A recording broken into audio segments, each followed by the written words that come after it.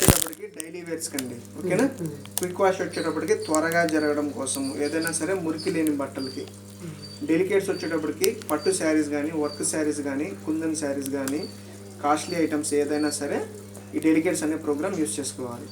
Soap plus normal అనేది నానబెట్టుకుని ఉతుక్కోవడం. ఏదైనా సరే మురికున్న బట్టలు బాగా నానబెట్టుకొని ఉతుక్కుంటాం కాబట్టి నానబెట్టుకొని ఉతుక్కోవాలి అంటే సోప్ ప్లస్ నార్మల్ అనే ప్రోగ్రామ్ అనేది యూస్ చేయండి.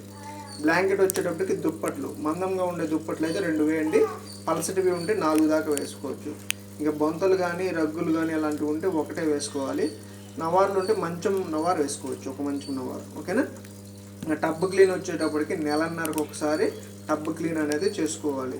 ఎందుకంటే మన టబ్లో ఏంటంటే మన బట్టల్లో ఉండే మురికి, సర్ఫ్లో ఉండే డస్ట్ ఏమైందంటే దీని అడుగున దీని చుట్టుపక్కల చేరుతూ వచ్చింది కాబట్టి దీన్ని ప్రతి నెలన్నరకు ఒకసారి క్లీనింగ్ చేసుకోవాలి, ఓకేనా. ఇది ఎలా అంటే ఒక ప్యాకెట్లో సగం పౌడర్ ఏంటంటే ఒక జగ్గు వాటర్ తీసుకుని జగ్గు వాటర్లో హాఫ్ ప్యాకెట్ వేసేసి 1 కానీ 2 కానీ నిమ్మకాయలు ఉంటే నిమ్మకాయ రసం వరకు పిండి వేసేసి, గింజలు ఏమి ఉండకూడదు, ఓకేనా. ఓన్లీ రసం వరకు పిండేసి బాగా స్పూన్తో కలిపేసి, కలిపిన పౌడరు ఎడమ చేతి పక్కన హోల్ ఉండిద్ది టబ్కి, అక్కడ వేసేసేయండి మొత్తం. ఒకవేళ గుర్తుకు రాకపోతే డైరెక్ట్గా అయినా పోసేసేయండి. వేసేసేసి బట్టలు ఏం వేయకూడదు. బట్టలు ఏం వేయకుండా డోర్ క్లోజ్ చేసి పవర్ ఆన్ చేసి టబ్ క్లీన్ అనే ప్రోగ్రామ్ పెట్టి స్టార్ట్ చేయండి.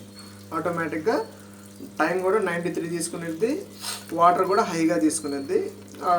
ఈ టైంలో 93 మినిట్స్ ఆ ప్రోగ్రామ్ జరిగింది. ఆ ప్రోగ్రాంలో మొత్తం క్లీన్ చేసేసి బయటికి పంపించేసేది. ఇది ఎవ్రీ 1.5 మంత్కి ఒకసారి చేసుకుంటే సరిపోయేది.